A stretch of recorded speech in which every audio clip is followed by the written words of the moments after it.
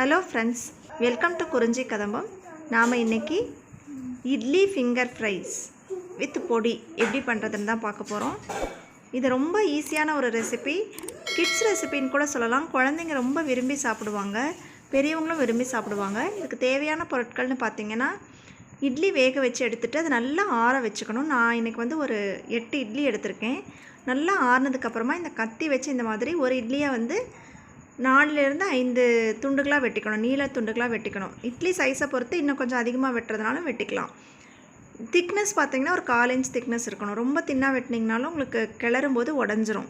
So இந்த மாதிரி 4ஆக வெட்டிக்கலாம், இல்லைன்னா 5 துண்டுகளாக வெட்டிக்கலாம். எல்லா இட்லியும் இந்த மாதிரி வெட்டி வச்சுக்கணும். இட்லி நல்லா ஆறி இருந்தால் மட்டும்தான் இந்த மாதிரி கட் பண்ண வரும். சூடாக இருக்கும்போது கட் பண்ணிங்கன்னா குழகுடன்னு வராது.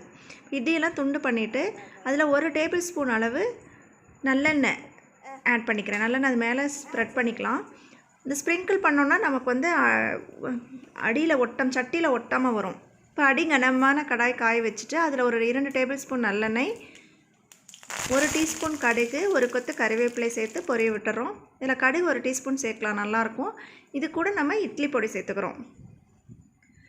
இட்லி பொடி ஒரு 2 டேபிள் ஸ்பூன் சேர்த்துக்கலாம், இல்லை காரத்திற்கேற்ப நீங்கள் சேர்த்துக்கணும். இட்லி பொடி ரெசிபி போட்டிருக்கேன், லிங்க் டிஸ்கிரிப்ஷன் பாக்ஸில் கொடுக்குறேன். இப்போ அது இட்லி பொடி போட்டு சிம்மில் வச்சு நல்லா மிக்ஸ் பண்ணிக்கோங்க. நல்லா மிக்ஸ் ஆனதுக்கப்புறமா நம்ம இட்லி துண்டுகளை சேர்த்துக்கலாம்.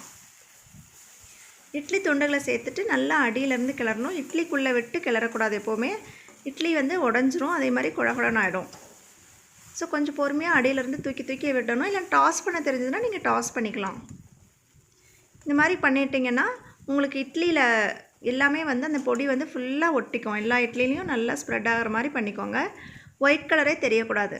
இந்த மாதிரி பண்ணிவிட்டு நீங்கள் நார்மலாக பெரியவங்களுக்கு கொடுக்குறதுனா இதோட ஸ்டாப் பண்ணிக்கலாம். குழந்தைங்களுக்கு கொடுக்குற மாதிரி இருந்ததுன்னா ஒரு 2 டீஸ்பூன் நெய் நீங்கள் கடைசியாக ஆட் பண்ணிக்கலாம்.